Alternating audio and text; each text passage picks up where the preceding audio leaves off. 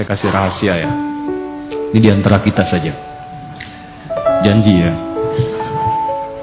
Takbir saja, kalau paham yang dibaca, itu nikmatnya tak terlukiskan. Abu Bakar As-Siddiq radhiyallahu ta'ala anhu, itu baru takbir, Allahu Akbar, sudah gemetar, nikmatnya khusyuk. Ali bin Abi Thalib radhiyallahu ta'ala anhu, Sayyidina Ali bin Abi Thalib, itu pernah kena duri yang tipis, itu kan itu sakit ya, nyabutnya sulit. Apa bahasa Rusianya itu kacugak. Itu kena duri tajam, sakit dan sulit dicabut. Jadi begitu mau dicabut, terasa. Ada sahabat bilang begini, teman kawan beliau, saya tahu kapannya waktu yang tepat untuk mencabut. Begitu takbir, Allahu Akbar, takbir, itu dicabut durinya, bahkan tidak ada perubahan di ekspresi wajah, sama persis dengan saat melempar. Hanya satu kalimat, Allahu Akbar, ucapkan di lisan, terjemahkan di pikiran, Allah Maha Besar. Di pikiran kita mengikuti, menerjemahkan.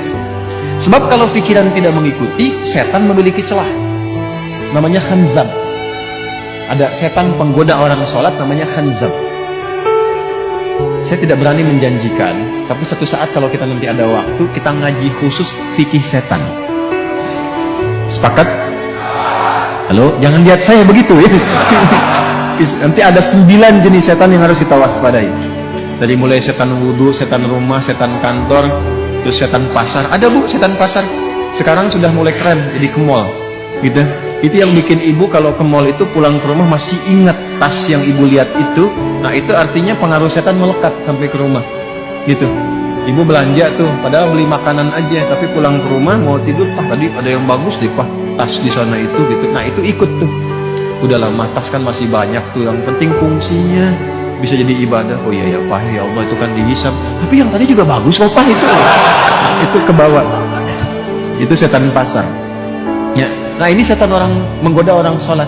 Kata Nabi langsung dalam hadisnya, ketika kita mulai bertakbir, idza kabbara bima ma'na kama qala Rasulullah sallallahu alaihi wasallam, fayaqulu syaitan, maka setan mulai beraksi. Ya. Dia berkata, udhkur kada, ingat ini, ingat itu. Ini kalimat ini sering saya sampaikan. Tadi kan sebelum Isya ya, waktu sebelum takbir kan kita fokus saja kan. Istau, khusyuk, sudah tahu, khusyuk, fokus. Nggak ada ingat apa-apa. Tapi begitu takbir, Allahu Akbar, langsung muncul semua di kepala tuh. Ini hujan berhenti apa enggak? Ini pulang bagaimana? Ya kan? Dan sebagainya. Muncul, betul kan begitu kan? Muncul kan? Betul. Nah, berarti hadisnya benar. Dan Nabi nggak mungkin salah karena ada petunjuk wahyu. Hatta la yash'ura al-musalli kam raka'atan yusalli. Sampai ada orang sholat itu tidak menyadari berapa rakaat sebetulnya dia sedang menunaikan sholat. Pasti terjadi. Nanti subuh kejadian nih besok nih. Ini begitu anda takbir dari mulai tahajud, kalau yang tahajud, nanti kata-kata saya ini akan muncul lagi tuh. Allahu Akbar, ingat nih, setan akan menggoda ini. Itu setan. Itu setan. Walaupun dia datang untuk mengingatkan, tapi tetap dia setan. Dia setan. Cara mengatasinya bagaimana? Nah, jadi mengetahui, memahami bacaan sholat itu menjadi penting untuk menepis itu. Jadi begitu bertakbir Allahu Akbar, pikiran menerjemahkan Allah Maha Besar, hati meresapi langsung. Ya Allah, aku berikrar Engkau yang Maha Besar. Tapi sebelum sholat bahkan aku membawa kebesaran dalam kehidupan.